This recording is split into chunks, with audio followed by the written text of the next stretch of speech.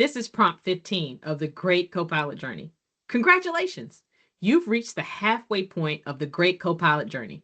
It's time to use humor and wit to get actionable advice with Microsoft 365 Copilot. I want to improve my public speaking, but I want to do it in a fun way. So, in Microsoft 365 Copilot Chat, I'm going to enter this prompt.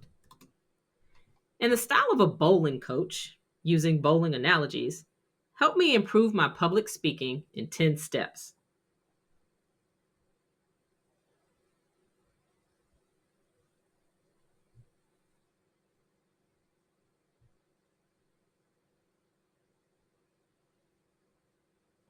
This was a really fun way to get Copilot to help me on something that I'm feeling a little nervous about, my public speaking.